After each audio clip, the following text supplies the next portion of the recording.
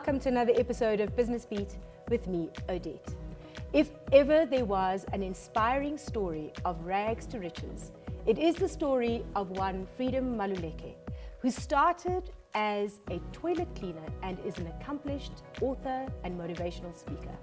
Today, I have the privilege of speaking with Freedom. Freedom, welcome to the morning show. Mr. Free. Yes, thank you. Thank you for hosting me. Your story is fascinating and it's inspiring. Entrepreneurship is never an easy journey. And a lot of people think that starting your own business or doing your own thing is going to be instant money. But you started as a toilet cleaner. Yes. And then your next job was as a gardener. Yes, exactly. Talk to us. Tell us your story. When you have dreams, you have to push for your dream. No one can push your dream. So I started as a toilet cleaner. It was not easy at home. You want to change the situation at home, so you have to push. And then after I lost the job as a toilet cleaner, and then after I got, I was working at church as a garden cleaner. And then I have a dream that I have books that I didn't publish. So then I start publishing my books after getting the job of a gardener at church. And then to sell your books, you were standing at street corners, at intersections, trying to get anybody to buy your books. When I published my first book, it took me 10 years to publish my first book. Wow. So, but it took me 10 months to be a best seller of the first book. So what I normally do, I market myself on social media.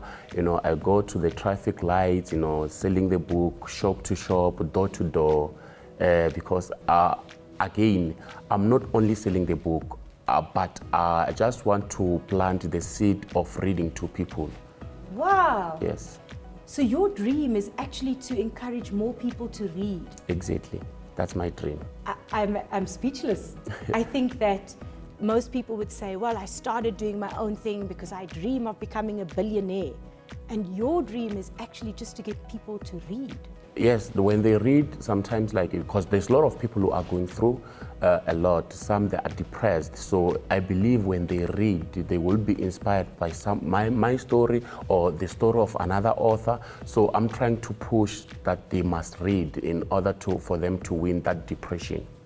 Fantastic. I know you also do motivational speaking and events. Talk to us a bit about that. 11 November, it was my first event. We call it Life Motivational Movement, where we invite different guests, we invite different motivational speakers, different authors, we invite different artists, we invite people with disabilities so that we can come together and encourage people. Because even those people who are living with disabilities, they don't have an opportunity, but we just want to show them, because I believe that everyone has a dream. God has planted something in everyone's life. Let us love one another. Let us cherish one another. We are one. Sometimes, when we connect, that's where we can, we share ideas and then people win in life. So my aim is to see people winning. Even myself, for example, Life Motivational Movement, I'm working with a social worker, Tandingomani. So she's the one who's helping me when I wanted to give up. And then she said, no, let us continue. And then you said, courage is the strength of a winner, but let us continue pushing. So that's it. It's interesting to hear that even you, who is so inspiring and who's been so hardworking, also find yourself in down moments. I think from the outside looking in, one is almost disillusioned and we think that, goodness, if he could do it, I can do it. He didn't seem to feel down at any point in time.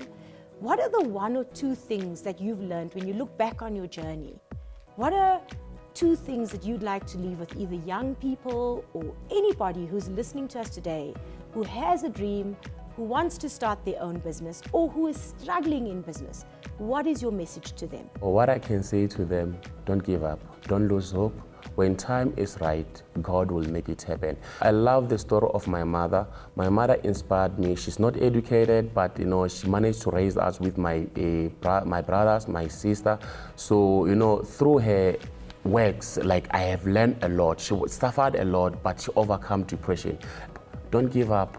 Life is not a bed that we can sleep, and then it's not a rosy bed. It's filled with a lot of challenges. When the road bend, it means you have to bend with the road. When the curve, when you see the curve, you have to curve with the road. So when you see where there is potholes, it means you have to decrease the speed if you are driving.